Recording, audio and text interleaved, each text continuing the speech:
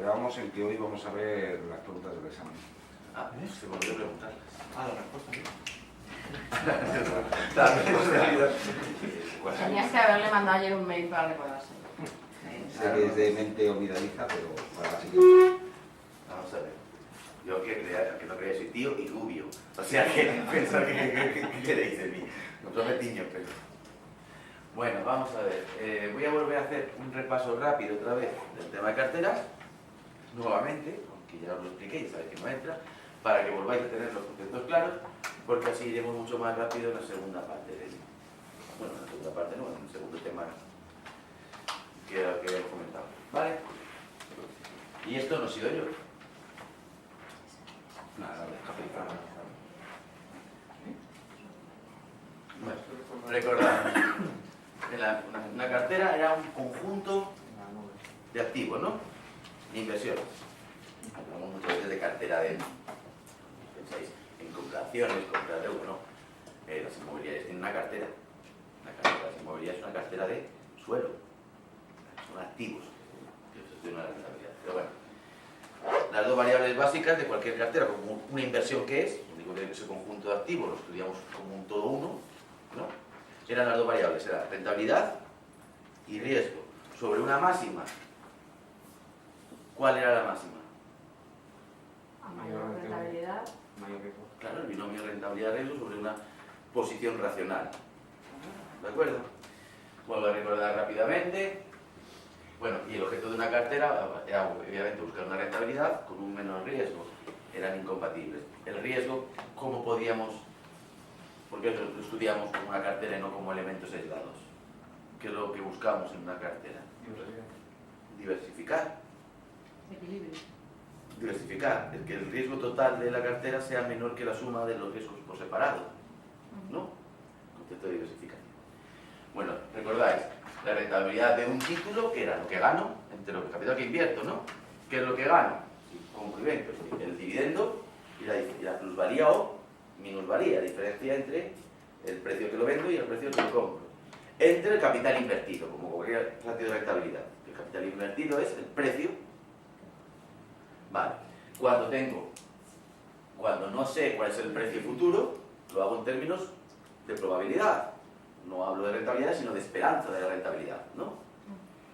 En función de una probabilidad. La esperanza del 20%,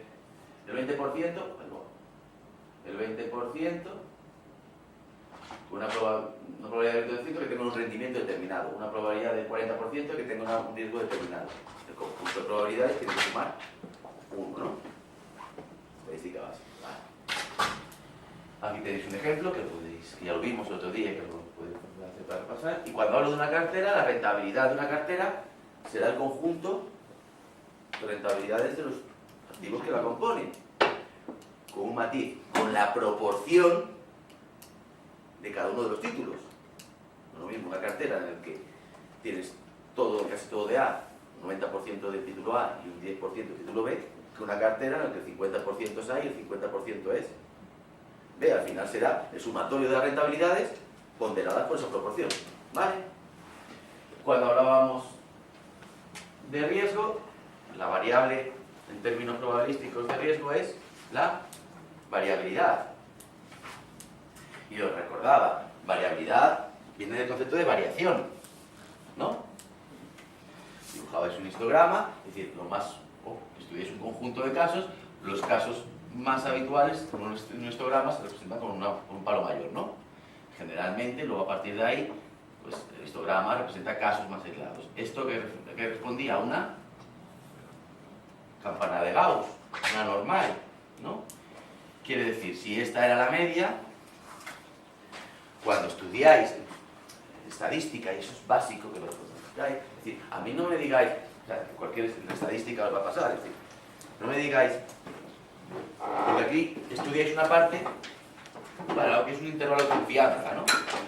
Un intervalo de confianza, o nivel de confianza es el intervalo para el 95% de los casos ocurren ahí. Por ejemplo, un nivel de confianza del 95% es que si vosotros repetís este experimento 100 veces, 95% van a caer en una zona. Es un intervalo de confianza del 95%. ¿No?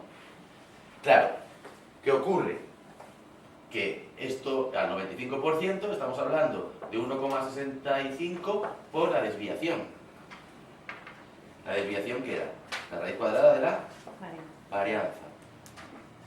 Si la desviación es alta, abrís unas bandas enormes, siempre va a ocurrir ahí, pero estoy dando muy poca precisión. A mí me interesaría que por un 95% de probabilidad de confianza, el 95% de los casos se diese en un espacio más reducido, ¿no? Luego, al final el riesgo lo que me hace es ver la variabilidad que se produce respecto a una media.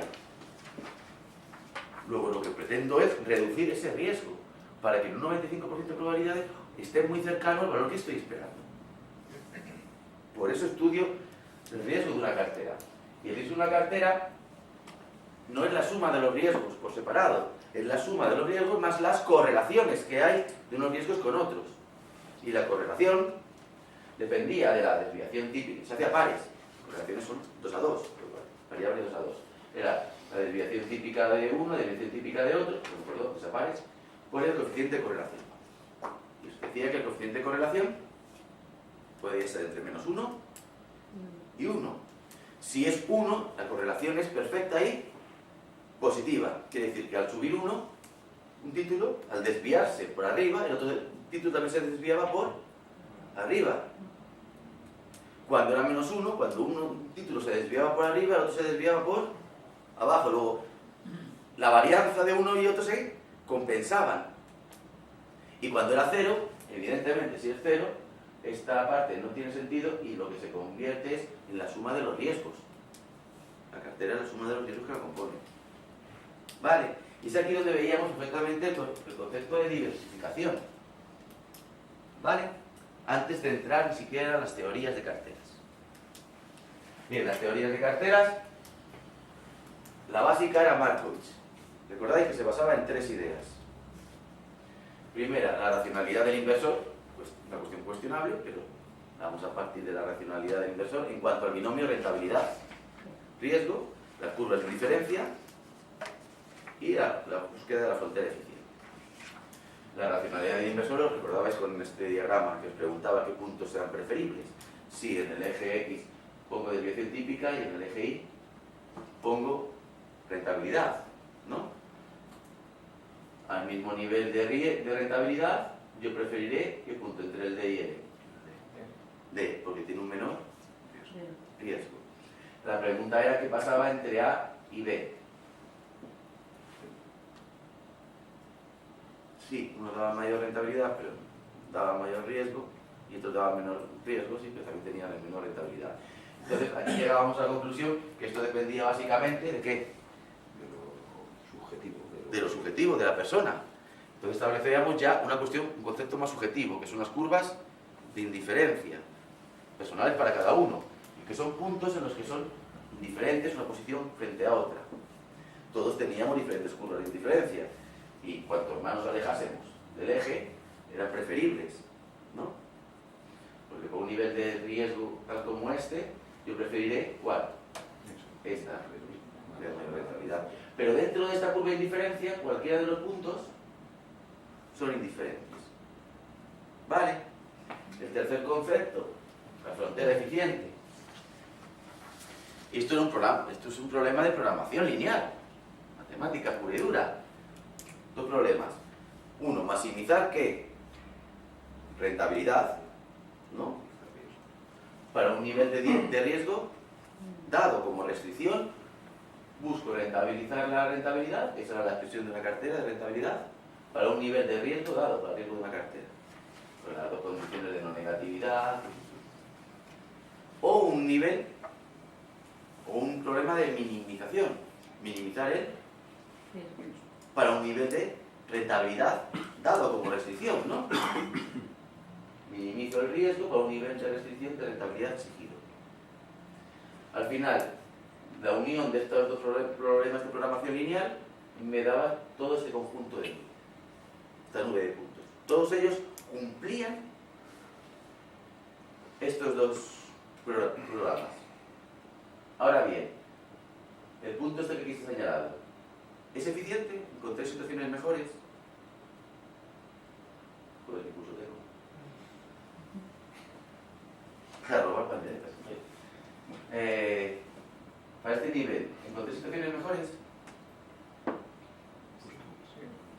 curva. Sí, por arriba, para el mismo nivel de riesgo, podrías obtener una mayor rentabilidad. O incluso, para el mismo nivel de rentabilidad, podría obtener un menor riesgo. Luego, estos son conjuntos de soluciones posibles, pero no significa que todas sean óptimas. Las óptimas serán aquellas que están recogidas en la frontera.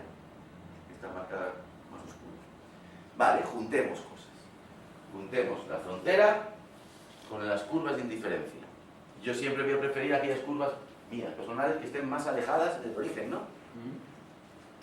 Pues tiene que ser un punto, para encontrar la cartera óptima, tiene que ser un punto que esté en una curva de indiferencia lo más alejada posible y que pase por la frontera eficiente.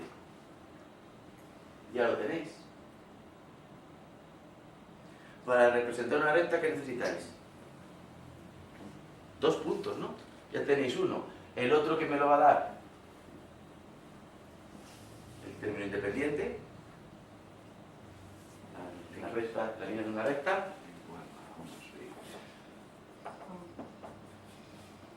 La A, ¿qué representaba? En término independiente. Y gráficamente, ¿dónde se representaba? En la línea, en el corte. Luego, el corte en ese eje, el corte Y es la rentabilidad, el término independiente. Es decir, la rentabilidad mínima cuando el riesgo es 0. Luego, la rentabilidad libre de riesgo. Con esos 2 puntos tenéis una recta. La recta del mercado. ¿La veis? Por lo tanto, esto es una recta. A más BX. La A, la rentabilidad libre de riesgo. Punto de corte. ¿Y la pendiente que me lo va a dar? Me lo va a dar el mercado. La rentabilidad que ofrezca el mercado. Pero ¿cuál? No la rentabilidad total del mercado, sino lo que se conoce como prima de riesgo del mercado. ¿Que recordáis que era la prima de riesgo del mercado? ¿Qué era?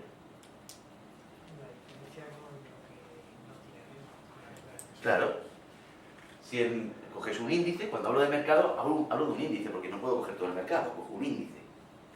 Si la rentabilidad de ese índice es el 10% y la letra del Tesoro americana, o en el caso europeo, la rentabilidad del bono alemán a 10 años fuese del 3, el índice es un 10, la rentabilidad libre de riesgo se toma es un 3, luego la prima de riesgo, la rentabilidad que da el mercado por el riesgo que se asume es del 7, ¿no? Luego, esa prima de riesgo ponderada por la desviación de... Y luego, ¿cuál es la variable dependiente? La desviación típica, esto es una recta. La desviación típica de la cartera. Vale. Pero esta es mi pendiente. La pendiente me la da el mercado.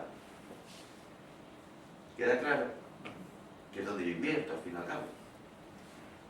Y es donde yo aplico el problema de maximización y el de minimización, en función de las alternativas que tengo en el mercado. Vale, este era el modelo de Markowitz. El problema de esto es que, claro, había que hacer correlaciones entre los títulos. Si metíais una cartera de 50 títulos, que no es nada del otro mundo, os ibais a 1000 y pico correlaciones. Una burrada. Saab da un paso más y dice, bueno, no, vamos a ver. Olvidaros de tanta correlación entre los títulos y vamos a ver solo una correlación entre cada título y el mercado. Cojo y digo, vamos a ver. No lo veis muy bien, pero bueno, con este punto lo veréis mejor. Esta es la rentabilidad del mercado y esta es la rentabilidad del título o de la cartera que yo. Para cada día obtendré una rentabilidad del mercado y una rentabilidad en el título. Luego, al final obtendré una posición, un punto. Dibujo por un periodo largo los diferentes puntos, ¿no? Y trazo, ¿qué? Un modelo básico de regresión lineal. Una recta de regresión. ¿Cómo una recta de regresión? A más Bx, lo único que estamos en términos probabilísticos y de estadística, más el término de error o la perturbación aleatoria, épsilon. ¿No? Pero vamos, una recta, al fin y al cabo. Luego, el término pendiente lo llamaremos alfa. Aquí no es necesariamente la rentabilidad libre de riesgo. ¿Por qué?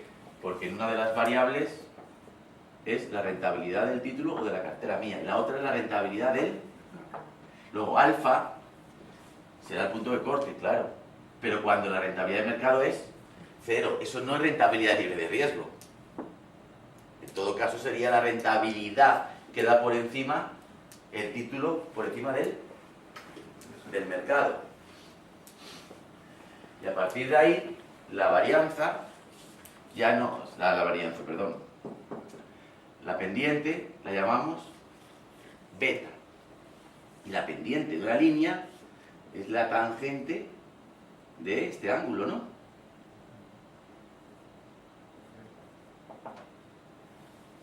Y la tangente, el concepto de trigonometría, podría estar entre, si fuese un ángulo, o sea, que el ángulo fuese cero, luego la tangente sería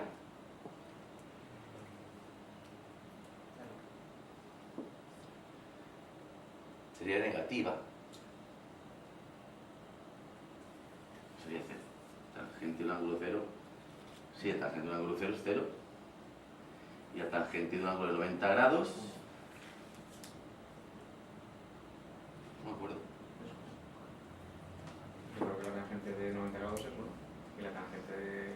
No, la tangente de 45 grados, de 45 grados es 1. Ah, sí, eso puede ser. Entonces la tangente de esto tendría que ser doble, pero no creo que no se doble. Bueno, a lo que me da igual. Al fin y al cabo, yo que estoy mirando aquí, un ángulo tangente que tiene 45 grados, es un 45 grados, ¿qué significa? Que si la rentabilidad del mercado varía esto, ¿cuánto varía la del título? La misma cantidad. Si son 45 grados, es una diagonal. Luego de repente hablamos de un nuevo concepto, que es volatilidad. ¿Habéis oído? Volatilidad de los mercados, que es la beta, ¿no? Estoy repasando todo lo anterior porque es que vamos a volver todo. Entonces, si sobre la expresión de una recta de regresión lo aplico en términos probabilísticos, ¿qué tengo que calcular? La esperanza y la varianza.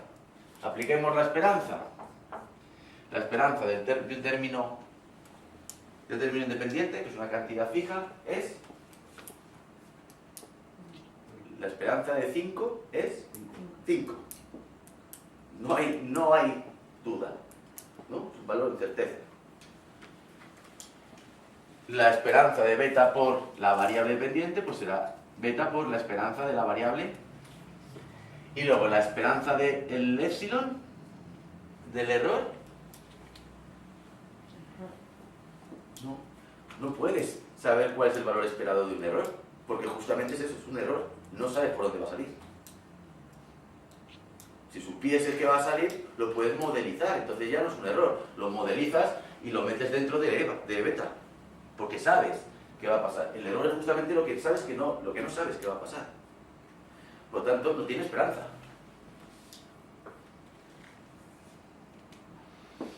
¿Lo entendéis? Yo no puedo modelizar el error.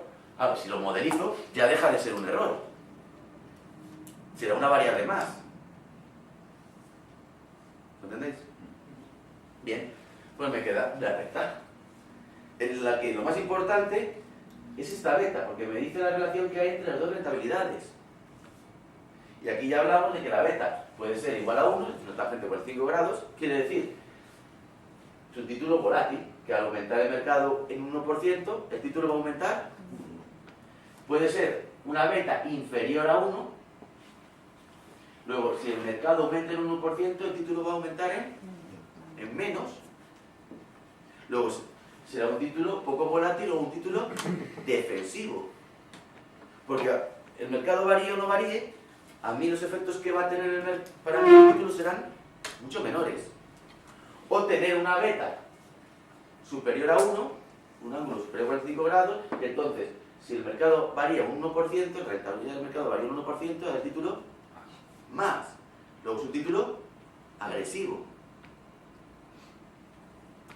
¿Vale? Bien, la segunda cuestión era el riesgo. En el modelo de Markovich, el riesgo lo mirábamos con la varianza, ¿no? Y la desviación típica.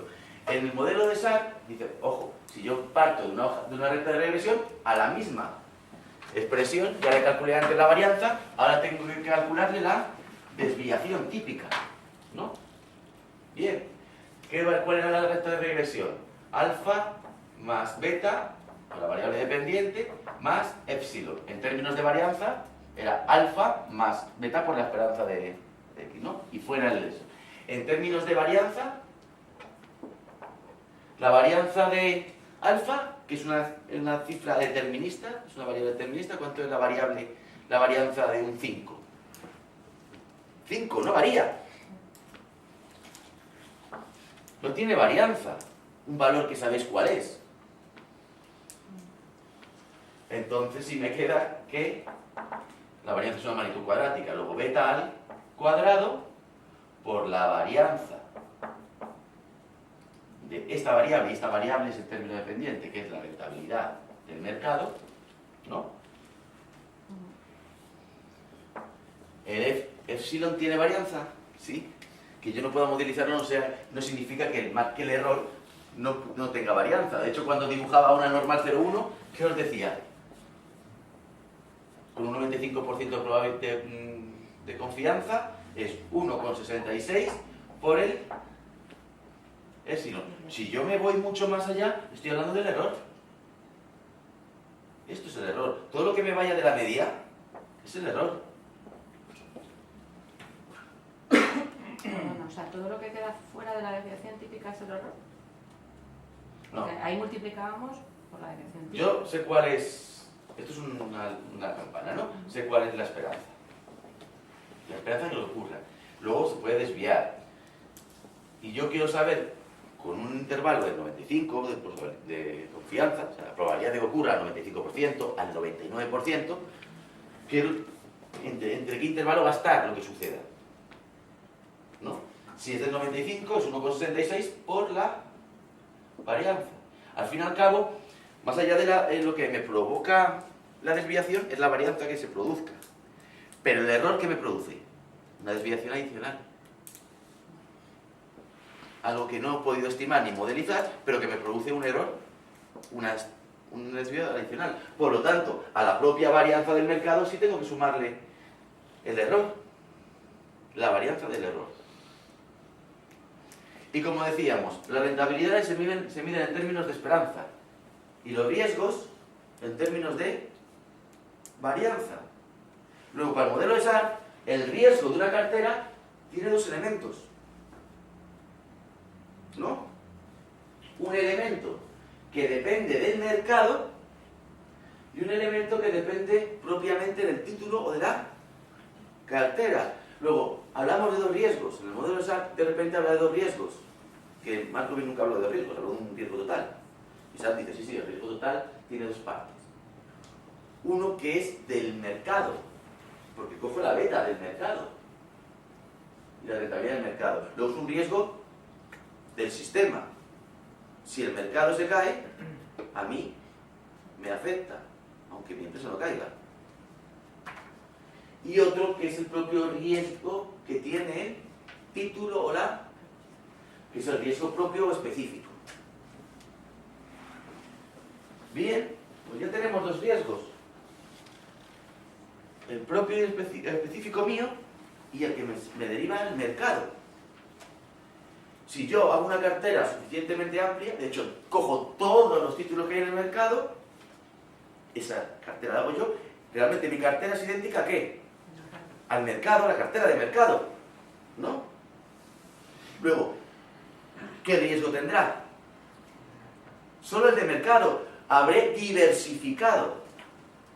Me habré cargado el riesgo propio, el específico, pero quedará únicamente el riesgo de mercado, porque estoy invirtiendo en todo el mercado. Luego lo que ocurra será solo riesgo y la rentabilidad que obtenga será ¿cuál? La del mercado. ¿Lo veis? Porque si lo veis, el tema que va a venir ahora va a pasar muy rápido. Luego, como veis, tiene dos partes. el riesgo? Depende del número de títulos. A medida que aumento el número de títulos, la diversificación del riesgo específico se va haciendo latente y entonces yo reduzco el riesgo propio específico, pero el riesgo sistemático se lo tengo. Cuando se cayó el sistema financiero por la crisis subprime, todas las empresas cayeron en bolsa. El mercado, cogemos el IBEX, pasó de 15.000 puntos, 16.000 puntos, a 6.000. El IBEX a lo mejor no es el más representativo, porque coge solamente 35 valores. Es cierto que 35 valores de mayor capitalización, quiere decir que representa el 85% del valor de la bolsa. Pero claro, que se cae el IBEX, se caen todas las empresas, y dirá uno, ¿y yo qué tengo que ver yo con las hipotecas subprime? Si me dedico a hacer zapatillas. Pues también cayó, ¿no? Vale.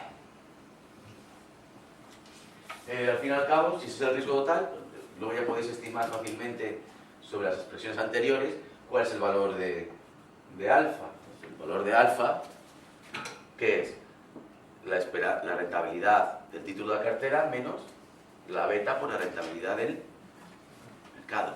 Pero vienen de estas expresiones, ¿eh?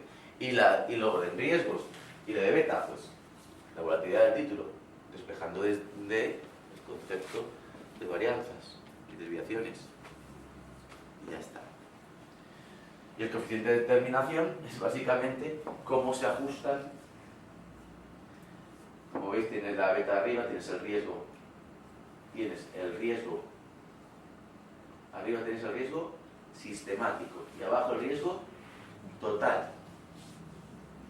¿No? Total de la cartera.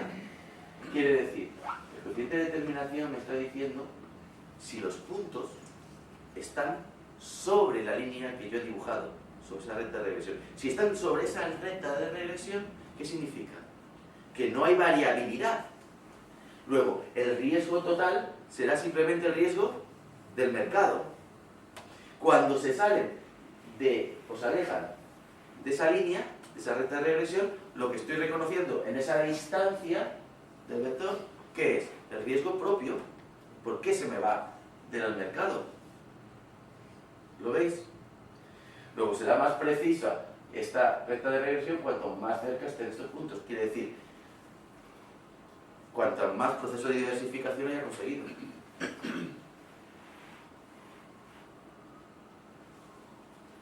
Vale.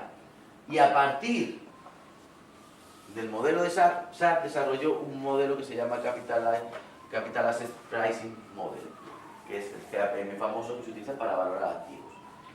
Diréis que la recta es la misma, parece ser, también es una recta de regresión, pero ojo, yo no estoy comparando la rentabilidad del mercado con la rentabilidad del título, estoy comparando la rentabilidad del título, o de la cartera, con la beta, con la volatilidad, con la relación que tiene ese título con el mercado.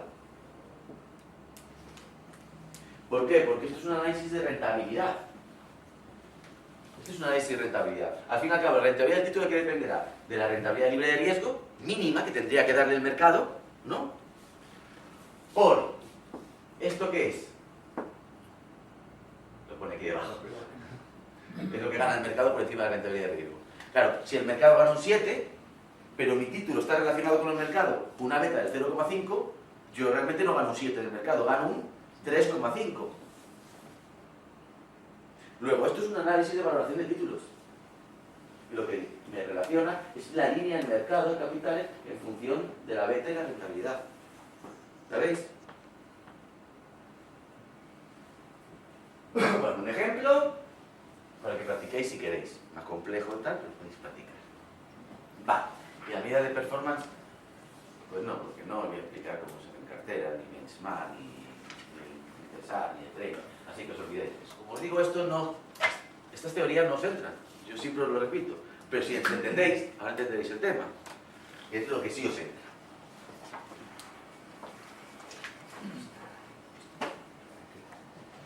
Hago el tema bien para recordaros un ejemplo. Pero estamos en el tema 11, ¿eh?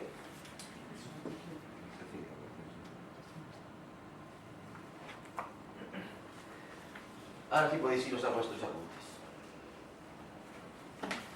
Vais a ver qué fácil lo entendéis todo. Empezamos. Los factores macroeconómicos afectan a todas las empresas y a la rentabilidad de casi todos los títulos. ¿Cierto o falso? El aspecto macroeconómico, ¿a qué responderá entonces? ¿Al riesgo específico o al sistemático? Sistemático. Estamos hablando reconociendo que lo que pasa en el mercado afecta a mi título y a la rentabilidad de mi título. Podemos estimar el efecto de los grandes acontecimientos observando la tasa de rentabilidad de una cartera en el mercado, que contenga todos los títulos. Coges todos los títulos del Dow Jones y los estudias desde 2007 hasta 2014. Y sabrás el efecto de la crisis en el mercado. ¿No? ¿No? ¿Estáis de acuerdo? Y sobre todo que veréis la volatilidad, como cuando invertís en bolsa o cogéis o tal, o veis las noticias, porque la volatilidad del mercado es de... Claro, os están diciendo, con un histórico y dices, joder, pues es que el mercado está variando. El comportamiento del conjunto de mercados solo refleja los aspectos macros del conjunto del mercado. Es decir, si acaso funciona bien, acaso a título personal aumentará, pero el conjunto del mercado se verá afectado por la coyuntura económica macro o por lo que suceda en Irán, ¿no? Luego, tenemos que igualmente considerar dos cuestiones, el específico y el sistemático, ¿vale? ¿Entendéis las redacciones? Bien, queremos definir y medir el riesgo de las acciones ordinarias. Este riesgo depende de nuestra exposición a los acontecimientos macro y se puede medir considerando las fluctuaciones que produce la cartera de mercado. Cuando yo hablo de cartera de mercado hablo de un índice. Yo no sé lo que pasa en todo el mercado, pero tengo que coger un índice de referencia, ¿no? Que es mi cartera del mercado. Ese es mi índice. A lo mejor el IBEX, bueno, el IBEX solo coge 35 empresas, lo coge el EGM, IGBM, el índice general de la Bolsa de Madrid, que coge todo. Y tenéis un índice de mercado, ¿no? Esta sensibilidad a la rentabilidad de los títulos, de la rentabilidad de los títulos a las fluctuaciones de la cartera del mercado se denomina beta. Ya lo hemos visto. Si el mercado sube, porque las cosas van muy bien, al subir el mercado, la rentabilidad del mercado es, en función de cuánto suba mi título, tendré una beta. Luego, la rentabilidad de mi título vendrá en función de lo que ocurre en el mercado, a nivel macro, y eso me vendrá dado por la beta, que acabamos de ver, ¿no? Bien. La diversificación puede eliminar el riesgo propio o el riesgo específico, pero no el riesgo de mercado. Ya lo hemos dicho. Yo si cojo todos los valores de un mercado, haré que el riesgo específico se elimine. Luego, si cojo mi inversión es todos los títulos del mercado, ¿cuál es el riesgo de mi cartera? El propio riesgo del mercado. Luego he diversificado el riesgo propio hasta hacerlo cero. Pero yo no consigo con eso eliminar el riesgo del mercado. Lo que pasa al mercado le pasará a mi cartera. Sin embargo, cuando compones una cartera de acciones diversificadas, nos interesa saber qué acciones resultan menos afectadas que otras por las fluctuaciones del mercado. Es evidente. Es decir, a mí no me interesa mucho saber el riesgo propio. ¿Por qué? Porque lo que tendría que hacer es una cartera totalmente diversificada. Pero si no consigo diversificarla, si no tengo capacidad para diversificar una cartera, mi cartera tendrá dos componentes, el sistemático y el propio. ¿De qué dependerá? De cómo combine los elementos, ¿no?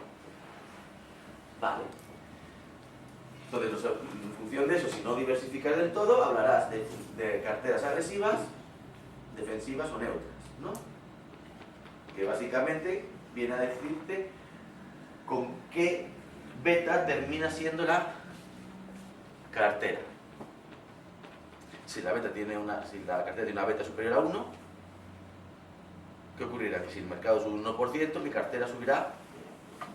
Y si el mercado baja un 1%, bajará más de un 1. Neutras o simplemente volátiles es cuando la beta es igual a 1. Y defensivas es cuando la beta es menor que 1. Esto ya lo hemos vuelto a ver. Ya lo vimos el otro día y lo hemos vuelto a ver. A ver, esta es la explicación, nuevamente, trasladada a otras palabras. Las acciones agresivas tienen altas betas, mayores de 1, indicando que su rentabilidad tiende a responder en más de una unidad ante cambios unitarios de la rentabilidad del mercado.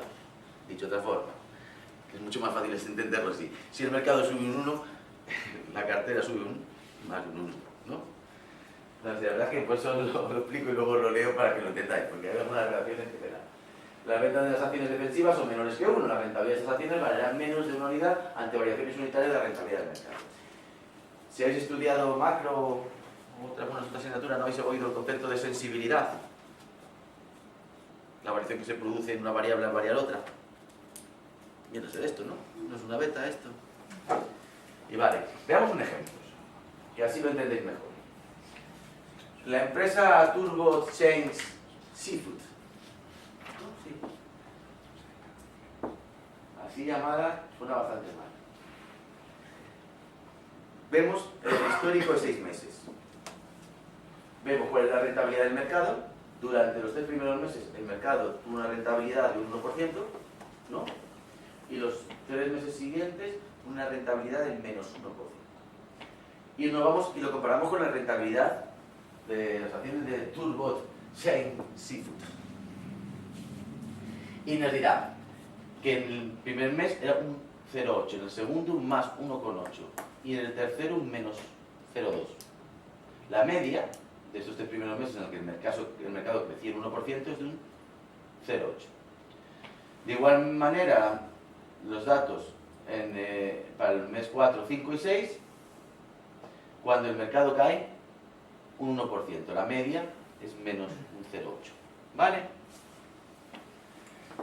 Bien. Y yo os pregunto, este título es defensivo, neutro, agresivo. ¿Neutro? ¿Agresivo? No. Bueno, sí, si vais a hacer estas alternativas, seguro. Claro. A ver, decidme, ya que vais a decirme una, decidme el motivo para saber. A ver, neutro, ¿por qué? Pues si ni ganas ni pierdes al final de los 6 meses. Pero yo hablo por la beta. Beta es no que gane o pierda, es la relación que hay con los movimientos del mercado. Defensivo, ¿por qué? Si gana menos de 2 millones más que Agresivo, ¿por qué? Es menos que la beta. Perdón. ¿La media es mayor que la del mercado? O sea que el mercado sube un 1% y el título en 3 meses de media sube un... 0,8. Luego la beta... Es menos que 1. O sea, si yo dibujase esto, que dice dibujo y no aparece, si lo pudiese dibujar, lo voy a dibujar aquí. Voy a perseguir la pizarra. Lo voy a la, lo voy a la.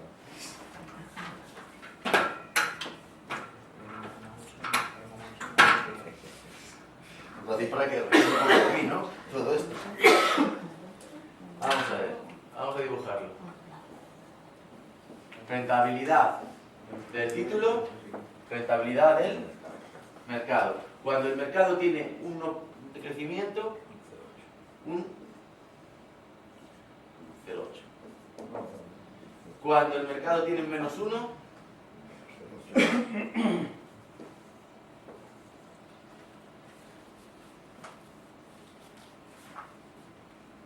ya tenéis la línea de ese título. ¿Qué es lo que me interesa todo esto? Este ángulo. ¿Y este ángulo cómo va a ser? La tangente de este ángulo, ¿cuál va a ser? Menos que 1. ¿Y en dato? Perdona, ¿cómo que no? En dato, nunca.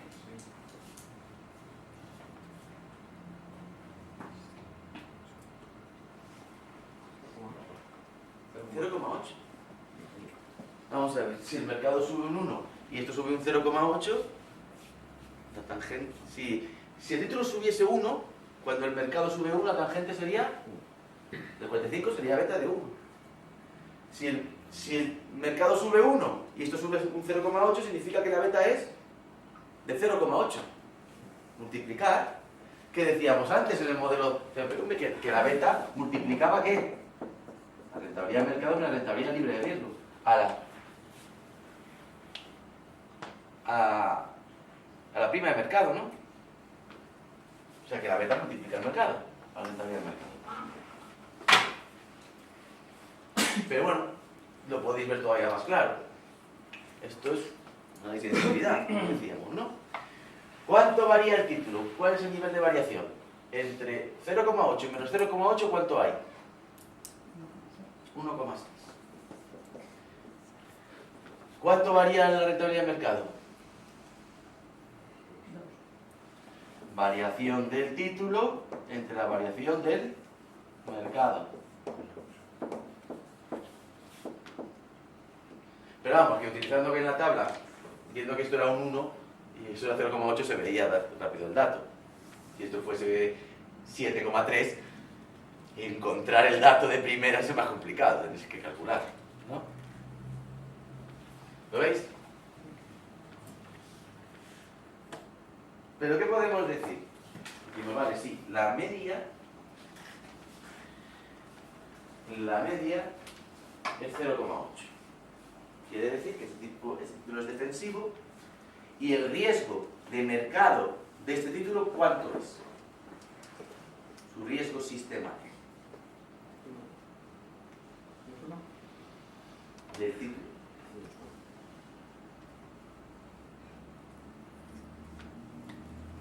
En los 3 primeros meses. No, en todos los meses, como queráis. Es 0,8. Ese es el riesgo del título. De lo que ocurre en el mercado, 0,8. El riesgo del mercado, evidentemente, es sistemático, es 1. Siempre es 1. Vale. Es 0,8, pero ¿qué pasa aquí? Que el mercado sube 1 y el título sube 1,8. Sabemos que el riesgo sistemático de este título es 0,8. ¿Por qué ha habido mayor variabilidad? Por lo tanto, riesgo. Sí, al alza, que también podríamos haberlo visto en el siguiente bajo. ¿Por qué? ¿Qué puede justificar esa diferencia?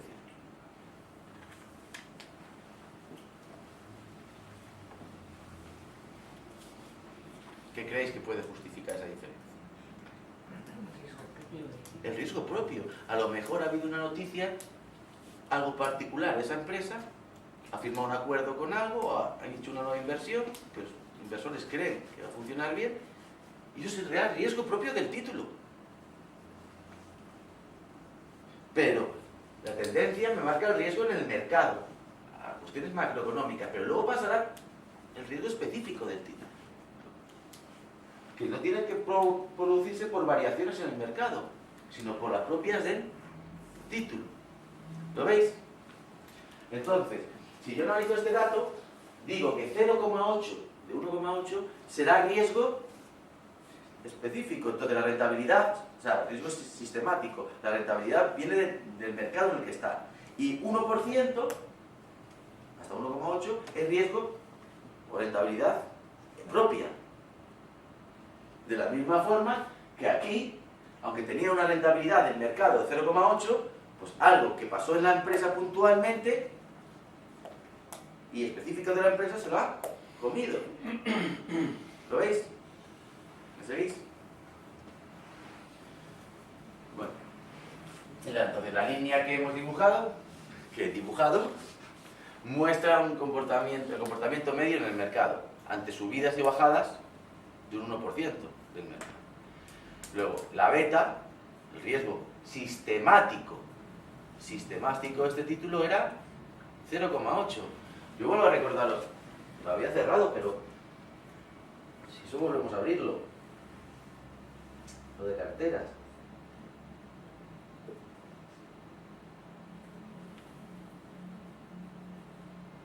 El modelo de SAR, el riesgo total, ¿qué dos componentes tenía? Sistemático y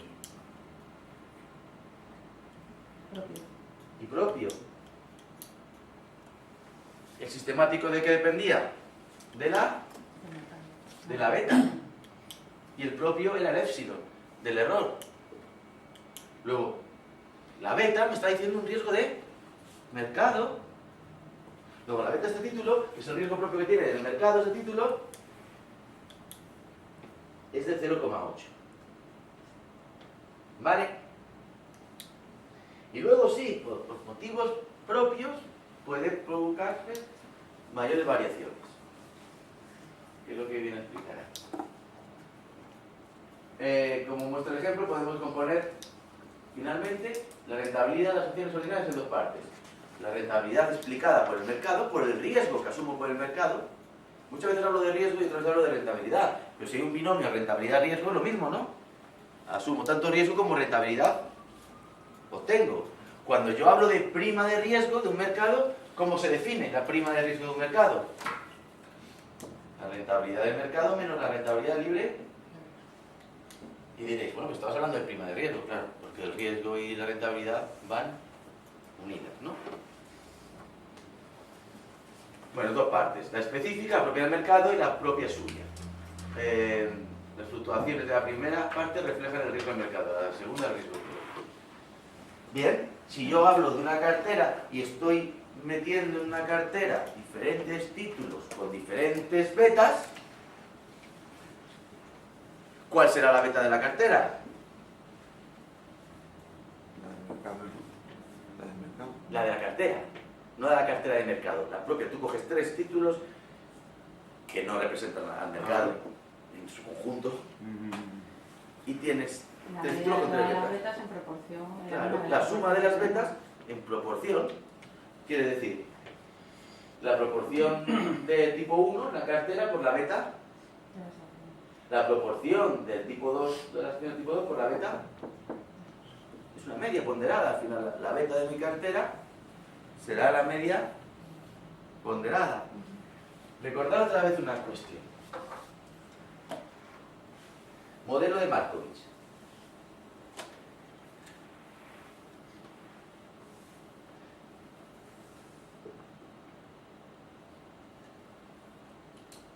El modelo de Markovich, que decía que el riesgo era la suma de los riesgos, ¿no? O sea, perdón, que la rentabilidad era la suma de rentabilidades, ¿no? Pero el riesgo, ¿qué era? El riesgo del mercado más el riesgo de la cartera. El riesgo de una cartera era la suma de los riesgos y las correlaciones entre a pares. Pero este modelo de SAR que dice que las correlaciones no existen. Solamente estamos por el mercado. Si yo me cargo esta segunda parte, ¿qué me viene a decir? La proporción por el riesgo. Como el riesgo en el modelo de SAR hablamos de beta, es la suma de los riesgos por su parte. ¿Lo veis? Luego al final el riesgo de esa cartera es la suma de las betas ponderadas. ¿Lo entendéis? Vale.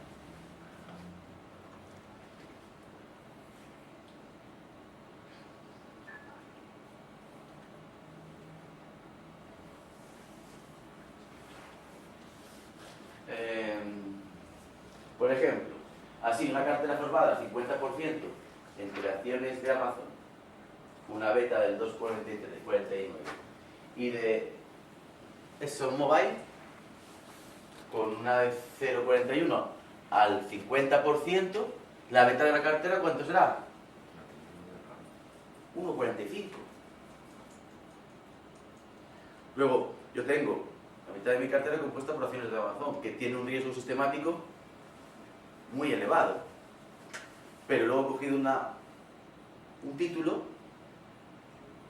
que tiene un riesgo sistemático muy bajo. Luego, el conjunto de mi cartera, formada por dos acciones, es un riesgo más corto.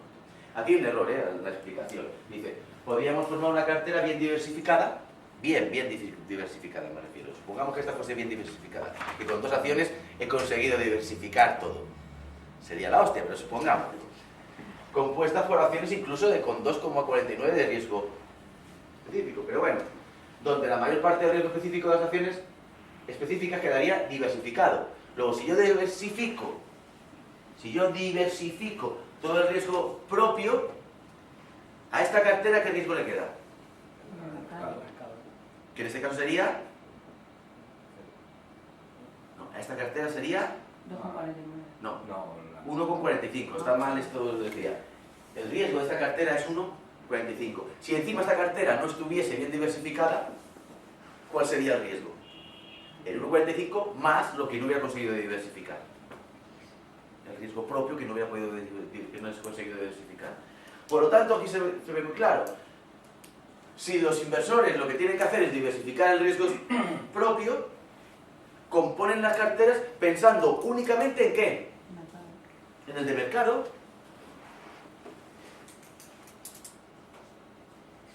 Porque la rentabilidad no varía. Yo puedo tener mayor variabilidad o menor variabilidad en una campana de Gauss, pero la media sigue siendo la misma.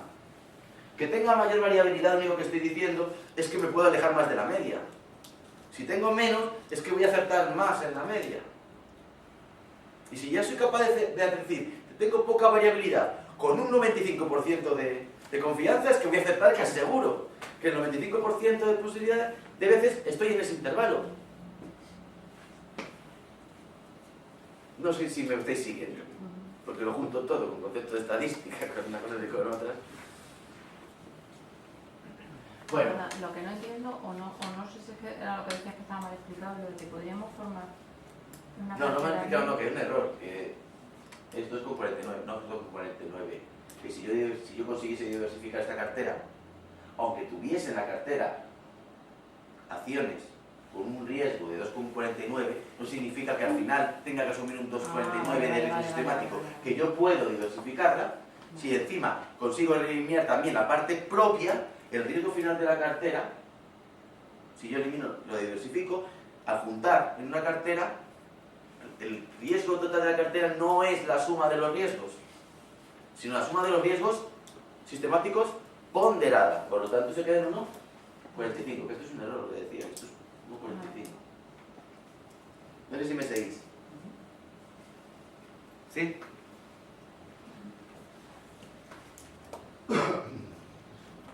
Bueno, las carteras con ventas entre 0 y 1 tienden a moverse, esto es repetir una y otra vez lo mismo, tienden a moverse en la misma dirección del mercado, ¿no? Entre 0 y 1. Pero no exactamente lo mismo. Es decir, sería exactamente lo mismo si fuese 1. Si el mercado sube un 1%, mi cartera subiría. Pero si, como pone aquí el ejemplo, mi beta está entre 0 y 1, pero es un 0,41, si el mercado sube 1, mi cartera sube, tiene la misma dirección del mercado, pero no la misma cuantía. Pero bueno, es lo que ya llevamos explicando una y otra vez. Por supuesto, de media, las acciones de una vez, las acciones tienen una beta de 1, claro, de media. Quiere decir, tú coges todas las acciones del mercado, todas, y es la media. ¿Qué riesgo tiene si yo cojo todas las acciones del mercado? El del mercado. Luego la beta es 1, la del mercado. ¿Por qué? Porque si el mercado sube, mi cartera sube en la misma cantidad. Porque mi cartera es el mercado. Y si el mercado baja, que mi cartera es el mercado. ¿Lo entendéis? Por eso os he explicado todo lo anterior para que entendáis esto y además voy leyendo con vosotros para que no os hagáis líos o confusiones en la redacción, que a veces no es que sea especialmente clara. Pero todas las carteras bien diversificadas, que contienen todas las acciones, todas, tienen una beta media de 1 y tienen la misma variabilidad que el índice del mercado. ¿Por qué? Porque yo cuando hablo de índice de mercado me estoy refiriendo a la cartera del mercado. Aunque ya os expliqué otro día que lo de los índices es, hay que tomarlo un poco con cuidado, que no todos los índices se componen igual, toman los mismos criterios y son suficientemente representativos, pero no son exactos. ¿Vale? Bien. ¿Qué ocurre? Ahora, quiero invertir en el mercado. Y tengo varias formas de hacerlo. Montarme mis propias carteras, sin ser un experto, y ver cómo diversifico, porque lo que tendría que hacer es diversificar, y quedarme solo con riesgo sistemático, o incluso para eso, aunque tuviese los conocimientos, me pasa una cosa, que necesito dinero, porque no te vale con comprar 2 acciones, te compras alguna más. Ya vimos antes el dibujito, cuando se empezaba a diversificar a medida que aumentabas el número de títulos. O decir, ¿y cómo hago para invertir en bolsa y diversificar? Si mi capital no me llega para ello, ¿cómo se os ocurre? Fondos de inversión. ¿Qué es un fondo de inversión? Un conjunto de inversión, Claro. inversores que se juntan. Todos vosotros decís, oye, pues mira, vamos a meter en bolsa, pero cada uno por separado no tenéis dinero suficiente para diversificar la cartera.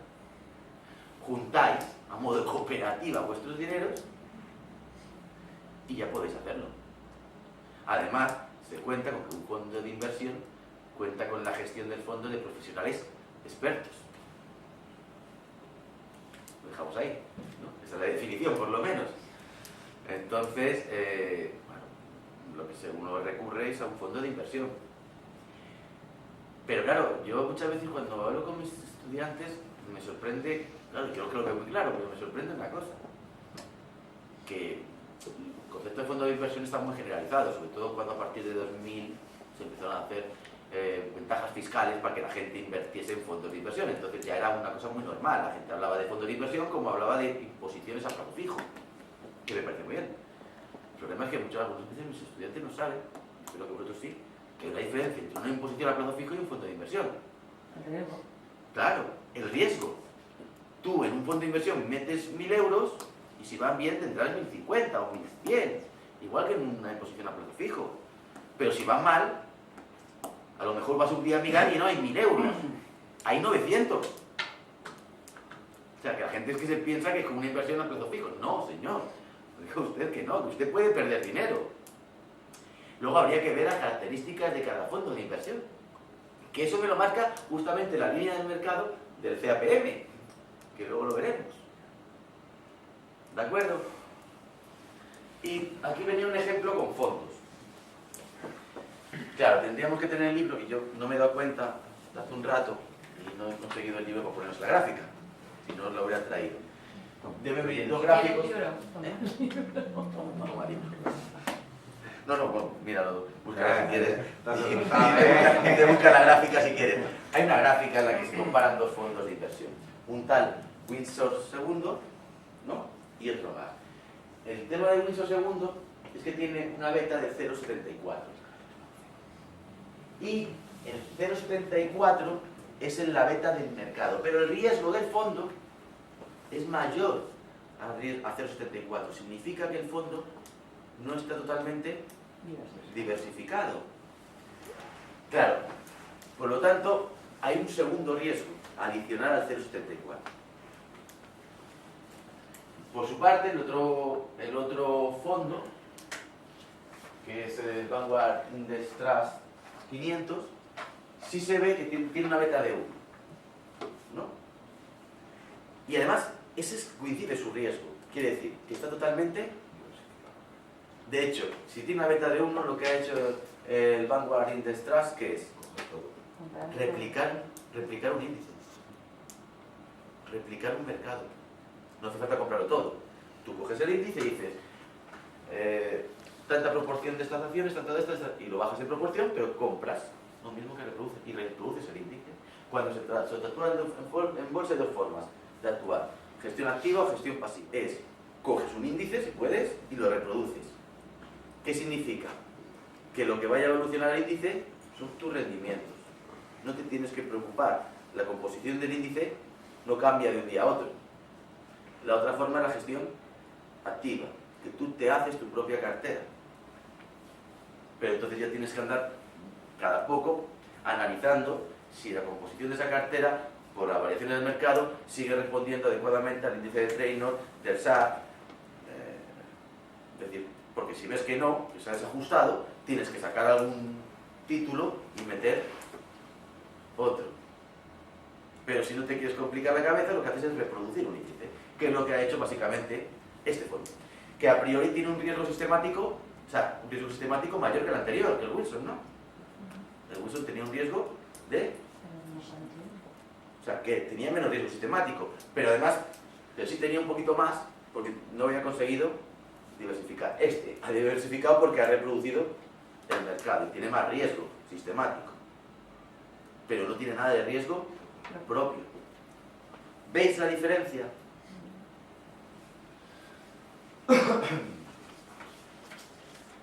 Al final, ¿qué ocurre con los fondos de inversión? Bueno, esto es comercial, y aquí hay que vender, ¿no? Entonces, primero, hay una gran variedad de fondos y no todos actúan ni sobre lo mismo. Es decir, hay fondos que actúan en países emergentes que ofrecen o prometen grandes rentabilidades, pero están asumiendo unos grandes riesgos. Esto es como todos los desmanes que se han producido. Por ejemplo, las participaciones preferentes. Esto es lo que ocurre y se llega a ocurrir por un poco de dejadez de las personas y de falta de información. O sea, si yo veo un banco, aunque no supiese que es una acción preferente, que yo sí lo sé, pero vamos, si yo veo un banco y no lo sé, y me ofrece una acción preferente, una participación, perdón, preferente, y me está ofreciendo una rentabilidad del 7% cuando todas las cosas dan un 2%, yo me debería preocupar. O sea, que nadie da duros a pesetas, y los bancos menos. Entonces, ahí se juntó todo, un poco de engaño, un poco de desconocimiento y un poco también de cerrar uno los ojos. Es decir, mira, dame un 7, no quiero ver lo que hay detrás, ¿no? Entonces, pues bueno, al final todo tiene su sentido. Pero sí es cierto que, aunque en términos comerciales al final se hacen fondos sobre todo, los gestores de los fondos, ¿qué es lo que buscan? No buscan cambiar un poco más el fondo buscando una acción que dé más rentabilidad. Los gestores lo que buscan es diversificar y que la rentabilidad que obtengamos sea la de los mercados en los que actúan. Digo de fondos de inversión, que trabajan para...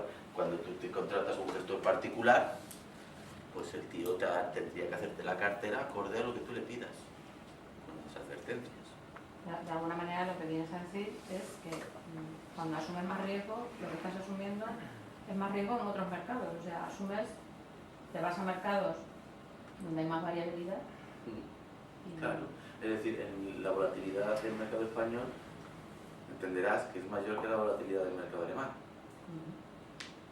Pues si yo replico el índice español, el IBEX, o replico el DAX, al final en ambos casos tendré un riesgo sistemático de 1, y si lo he replicado no tendré el riesgo específico, pero el 1 del índice español tendría que dar mayor rentabilidad.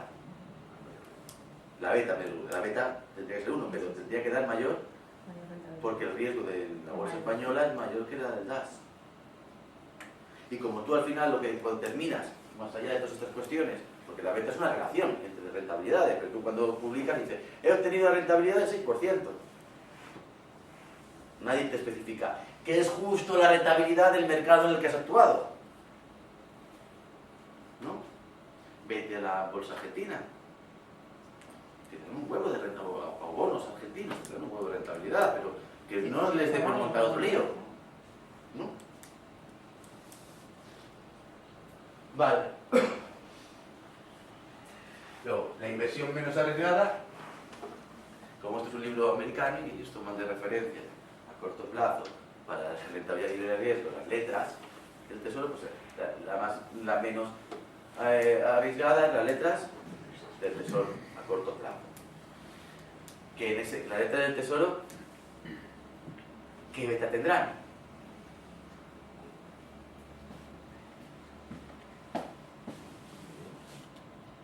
A corto plazo. ¿Cuál será la beta de una letra del tesoro? 0. No tiene riesgo sistemático. Porque no tiene siquiera rentabilidad. Es la rentabilidad libre de riesgo. Si la rentabilidad libre de riesgo, es decir, cuando esto era el riesgo era 0, la rentabilidad libre de riesgo era cuando no había riesgo, si lo tomo como referencia de rentabilidad libre de riesgo, la beta tiene que ser 0. Entonces, bueno, pues te vas a la rentabilidad, que lo pone ahí además, porque no lo habéis leído. La beta de la letra del tesoro es 0, por si había alguna duda. La beta de la cartera del mercado es 1. La diferencia es la rentabilidad del mercado, la rentabilidad de riesgo es la prima de riesgo. Vale. Bien. ¿Os acordáis del ejemplo del otro día?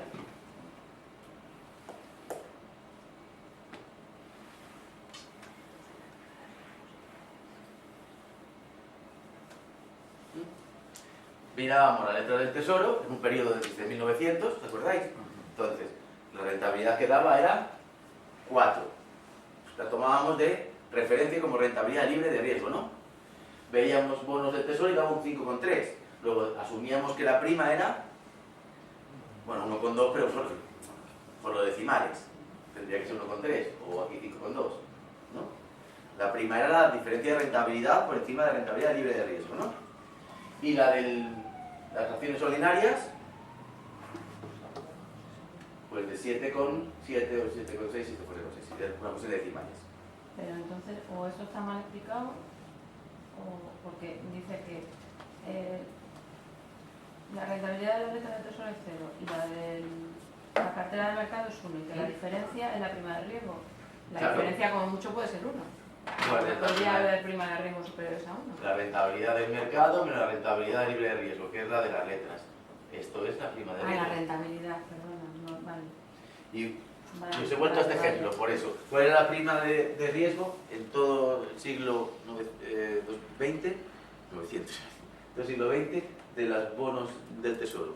Pues ya han dado una rentabilidad de 5,2 y la media y la de las letras era 4, ¿no? Entonces, aquí decíamos que en las acciones ordinarias de ese estudio del siglo XX eran 7,6. Lo digo porque vuelvo a utilizar este ejemplo. Y ya pasaba para recordarlo. Bien. Veamos el ejemplo. Si suponemos que la prima de riesgo normal está cercana al 7%. 7,6 en el análisis del año pasado, del siglo pasado, ¿de acuerdo? ¿Os acordáis, no? Explicamos este 7% como la rentabilidad adicional que esperan los inversores por actuar en ese tipo de activo en el mercado, ¿no? Vale. Si sabemos que la rentabilidad libre de riesgo es de un 3, ¿no? Luego, ¿cuál es la... Y la beta de ese 3, la beta de esa rentabilidad, de ese activo, de esa letra del tesoro es 0, porque no tiene riesgo. Si no tiene riesgo y da una rentabilidad de 3, la rentabilidad libre de riesgo es de 3.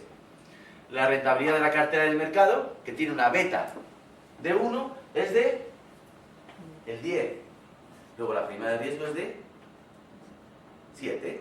La diferencia entre la rentabilidad del mercado, del 10, con una beta de 1, y la rentabilidad libre de riesgo, que es de 3, con una beta de una prima de riesgo, como hemos dicho, ¿no? Vale. Ahora, esto está bien cuando cojo la rentabilidad de la cartera de mercado. Pero si yo hago mi propia cartera, ¿no? ¿Cómo relaciono yo la rentabilidad de mi cartera y la del mercado? ¿Con qué concepto? Con la beta, ¿no? La rentabilidad mía con la del mercado es la beta. Si yo cojo la prima de riesgo y la multiplico por la beta, ¿qué me está diciendo? La prima de riesgo de mi cartera. ¿Lo veis? Veamos el ejemplo. El que hemos dicho. Este inversor que ha invertido en una cartera, sabiendo que la cartera del mercado es del 10% y que la rentabilidad libre del riesgo es el 3%. Y ha invertido en una cartera que tiene una beta, la cartera que él ha montado, del 0,5. O sea, que es una cartera defensiva, que tiene menos riesgo que el mercado. Pues cogéis la prima de riesgo del mercado, que es 7, ¿no? Y la multiplicáis por 0,5. Luego, la prima de riesgo de esa cartera en particular es de Y la rentabilidad de esa cartera es del...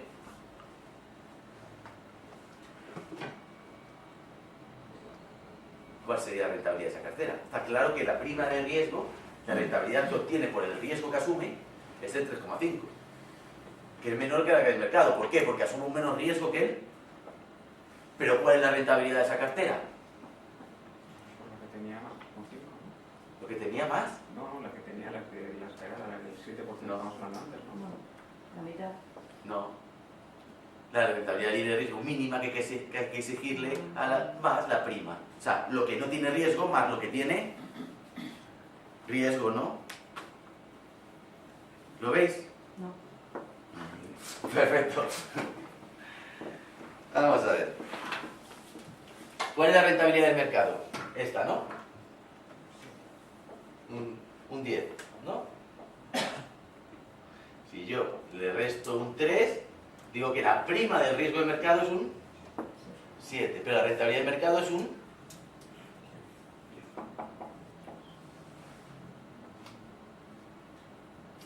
Esta es la rentabilidad del mercado, lo que pasa es que le resto la rentabilidad para saber lo que es la parte que es con riesgo.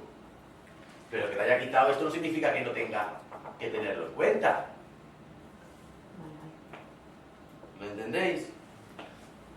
Es como decir, si la rentabilidad del mercado o de mi cartera tiene dos componentes, el que tiene riesgo y el que no tiene riesgo. ¿El que tiene riesgo cuál es? La diferencia entre la rentabilidad y la prima y el que no tiene riesgo es... ¿Lo entendéis ahora? ¿Todos? Además, ¿qué coño?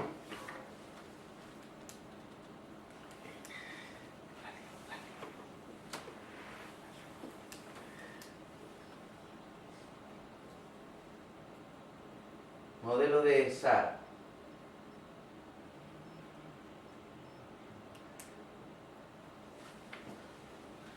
¿Cuál era el modelo CPM? La rentabilidad libre de riesgo mínima que le exigía más el riesgo que obtenía, más la rentabilidad que obtenía por el riesgo. Este es el modelo Capital Asset Pricing Market. Vale, pues este es el modelo, pues lo que viene a continuación a explicaros del manual, ¿qué es? Pues básicamente que este es el CAP. Vale. ¿Y el CAPM al final qué me daba? Una renta, ¿no? ¿Os acordáis que el CAPM me daba una renta? La habéis visto hace un momento dibujar. Rentabilidad libre de riesgo y la renta del mercado en función de ¿qué? De la beta que yo asumía. Y esto me daba la rentabilidad de mi título de mi cartera, ¿no? ¿Y por qué en función de la beta? Pues bueno, pues tan sencillo porque al final la beta es lo que me determina qué parte de la prima del mercado yo asumo, qué riesgo de mercado asumo, ¿no? Bien. Luego, el CPM tiene dos componentes. Una parte que es la compensación por el valor del tiempo en el dinero, la rentabilidad libre de riesgo, y otra parte es el riesgo sistemático que yo asumo, ¿no? En general este modelo se utiliza y se sigue utilizando. Bueno, asumamos que ese mismo ejemplo que hemos visto, si la cartera no fuese la que yo he montado, una beta de 0,5, si no fuese la cartera del mercado, que la beta es de 1, ¿cuál sería la rentabilidad? Del 10, ¿no? El modelo CPM se utiliza muchísimo, se sigue utilizando. Porque pensad una cosa. Supongamos un ejemplo. Tenéis 1 millón para invertir, ¿eh? De pesetas. Vamos por partes, que yo no he dicho la unidad monetaria. Vale. Y lo que hacéis es buscaros una cartera de mercado, ¿vale? Entonces, y el mercado da, pues tiene una beta de 1, el mercado da, no dice en este ejemplo, bueno. Y por otra parte tengo letras del tesoro, que tiene una beta de, ¿no? Yo puedo invertir una parte de ese millón en la cartera de mercado y otra parte en las letras del tesoro. Si yo invierto el 20% en la cartera del mercado, que tiene una beta de 1, y el 80% en letras del tesoro, ¿cuál es la beta de mi cartera? 0,2 solamente. Porque evidentemente la beta del tesoro es 0. Esa es la beta. Quiere decir que de ese millón yo solo voy a ganar un 20%. Si sube, ¿no? Es decir, joder, pues es que gano poco, claro. Pero el riesgo es mucho más pequeño. Pero, ¿qué ocurre? Que al fin y al cabo, yo que estoy posicionándome aquí, que es de mi total de dinero de mi inversión, si yo invierto más parte en activo libre de riesgo, estoy obteniendo menores rentabilidades. ¿Pero por qué? Porque mi beta es que yo asumo betas mayores, me alejo de la rentabilidad libre de riesgo y obtengo. Luego, lo que me está explicando esto es dónde me sitúo yo en la cartera, en la línea del mercado, en función de mis preferencias, de que asuma más riesgo o menos riesgo. Es decir, que parte de mi inversión vaya al mercado con riesgo o vaya a un activo sin riesgo. ¿Veis esto? Perfecto. Si sigue el ejemplo, te dice, pero si solo invertimos el 20% del dinero, solo se gana el 20% de la prima de riesgo, evidentemente, ¿no? Dice, la prima de riesgo esperada, al final será la proporción del mercado por la prima de riesgo más la proporción, lo que hemos visto hace un momento, ¿no? Si la rentabilidad del mercado era el 7% y la del, que era la prima de riesgo del mercado, y la de la letra era 0, porque no tenía prima de riesgo, prima, estoy hablando de prima, no de rentabilidad, de prima de riesgo, luego lo que yo gano es un 1,4, aunque el mercado tenga una prima de riesgo del 7. Pero claro, es que mi cartera solo tiene un 0,2 de beta, no tiene un 1.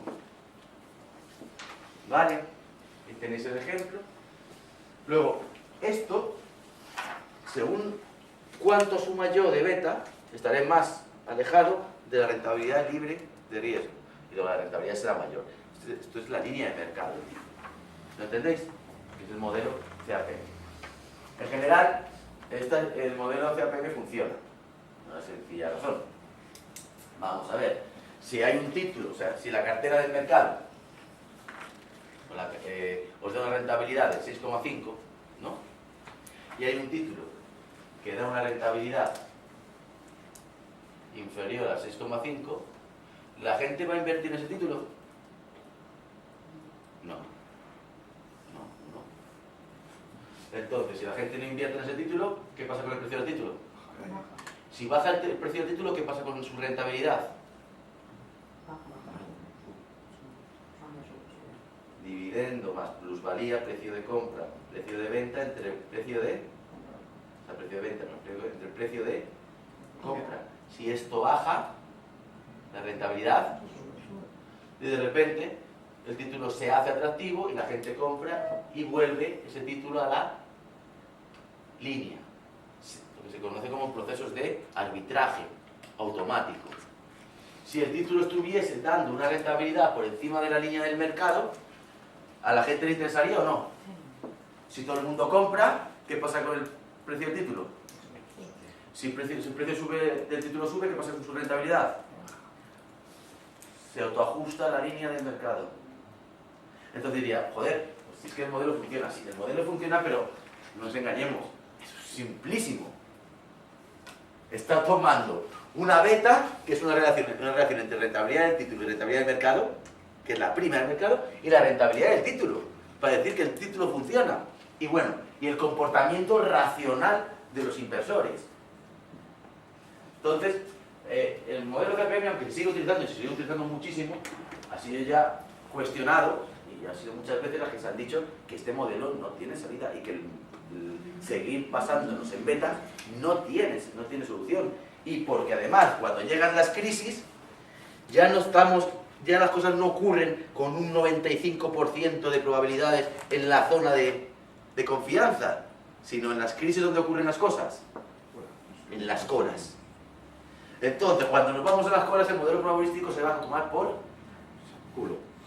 Saco, culo, de que queráis, montera, por donde os parezca bien. Porque además luego hay estudios ya suficientemente testados que esto no siempre funciona. Por ejemplo, las empresas pequeñas tienden a dar más rentabilidad que las empresas grandes. Las empresas que tienen un ratio Q de Tobin, es decir, la relación entre valor contable y valor de mercado mayor, tienden a tener mayor rentabilidad. Todas esas pequeñas cosas, el modelo ZPM no las considera. No las considera. Entonces, es un modelo simple, es un modelo muy cómodo. ¿Por qué? Porque al final vosotros tomáis una decisión en base a ¿qué? A diversificar vuestra cartera. Eso os preocupa el riesgo de mercado, la beta. Si estáis dispuestos a asumir más riesgo de mercado que la cartera de mercado o menos riesgo de mercado que la cartera de mercado. Ella como mucho decís, la reproduzco, la replico y tengo el riesgo de mercado.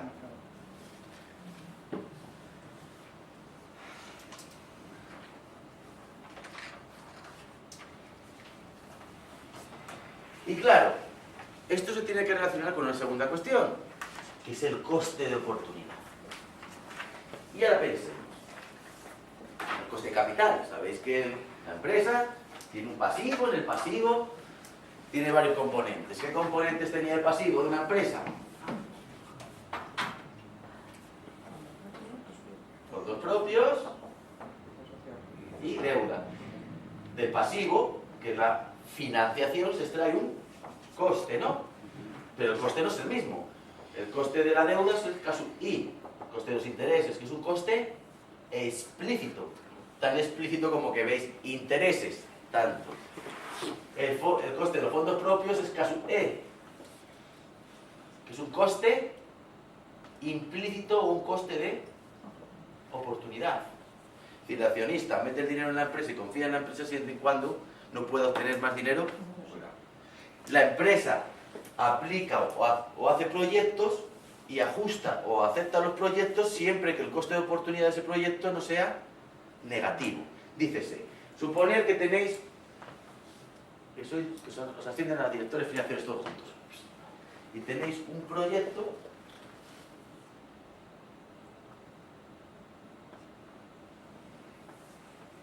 del que vais a sacar un 12% de rentabilidad. No está mal, ¿eh? 12. Entonces, pero miráis la letra del tesoro y os dan un 3. Luego, ¿el 3 qué sería? Si es la letra del tesoro, la rentabilidad libre de riesgo, ¿no? Y que la prima del mercado es un 7. Y os pregunto, ¿ejecutaríais el proyecto de inversión? ¿En el caso? Sí. ¿Por qué? Porque la coste de oportunidad es el 10. La rentabilidad del mercado es del 10. Pues yo no te puedo decir eso. Dependerá de dónde meterías eso y la beta que tuviese.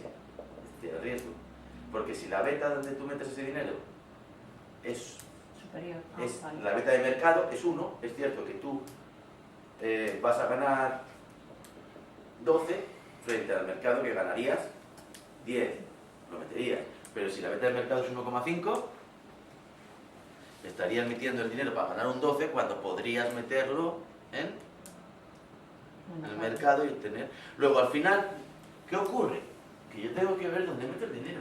¿Dónde puedo meter el dinero? Lo que importa es el riesgo. Y habría que ver el riesgo que tiene ese proyecto de inversión, ¿no? Entonces, claro, al final a mí me importa dónde meto yo el dinero. Y al final, ¿qué ocurre? Si el coste de oportunidad, aunque sea de oportunidad, aumenta, cuando yo os expliqué el BAN, ¿qué pasaba con el BAN? Disminuye, ¿os acordáis? Coste de oportunidad, BAN, a medida que el coste de oportunidad aumentaba, el BAN disminuiría hasta un nivel de coste de oportunidad en el que el BAN se hacía negativo. Ya lo vimos en las clases. Entonces, la pregunta es ¿qué coste de oportunidad? Entonces, bueno, la pregunta es ¿cuál? Entonces, ocurre, por ejemplo, Dell, si tuviese que invertir en una actividad propia de Dell, o del sector propio de Dell, utilizarían la beta del sector de las telecomunicaciones. para poder tomarla de referencia.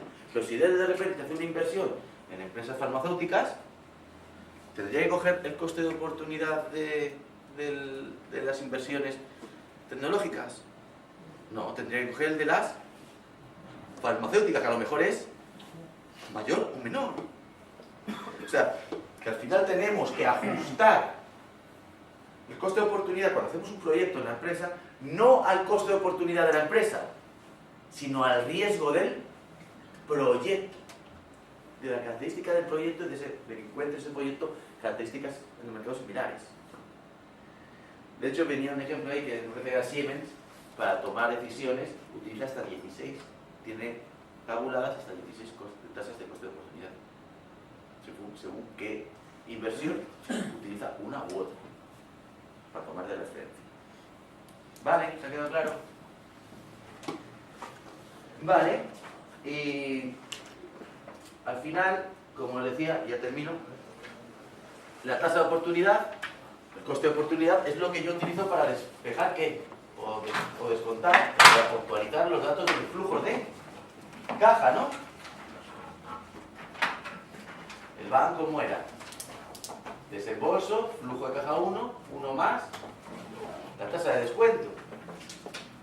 Flujo, 1 más, la tasa de descuento al... Luego, esa tasa de descuento no solo es el coste explícito que me piden por el dinero, que me cuesta, sino es también el coste de oportunidad. Y ojo, y hay gente que incluso le mete decir, bueno, coste de oportunidad y además tener en cuenta que estos son estimaciones futuras y como estimaciones puede haber un error, un sesgo en la estimación. Lo que se suele decir en términos económicos es, haga usted una estimación adecuada de eso. Haga escenarios para predecir cuál puede ser el flujo futuro, para que este flujo, la esperanza de ese flujo sea lo más precisa posible, con la varianza más corta posible, y no le cargue a la tasa de descuento una prima adicional por un error de estimación. Que en la tasa de descuento ya está usted cargando lo que es el coste de oportunidad. No cargue otra cosa, porque si no va a comparar muy mal. Si yo estoy utilizando el coste de oportunidad para comparar lo que me cuesta inversiones en ese sector, no le meta también el error de estimación de los flujos. ¿Vale? Y ya está. Espero que os haya quedado claro. Explicando este tema de cartera, que no sé, creo que así lo habéis entendido mejor, lo de la beta de mercado, riesgos específicos, sistemáticos, rentabilidad y modelo de apego. Bueno, nos queda una clase de teoría, que es un poco un desastre. Juntamos, ya sabéis que el tema 12, 13 no entran, y juntamos los temas que quedan, 14, 15 y 16, que son teóricos. Y la siguiente clase, que trae un examen para que practiquemos. Y ya los niveles definitivamente de quedaros. ¿Del 12 por qué no hay diapositivas? ¿Sabe usted? Porque no entran. No me trates de usted que no te contesto. Ni el 12 ni el 13 entran. No, es el 13 y el 14. La 13 y 14. Sí, entonces sí las hay, pero están unidas Sí. con el 15, 16, 16. Entonces está todo junto en esa última sesión que explicaré el próximo día. Bueno, que tengáis una buena semana. Igualmente.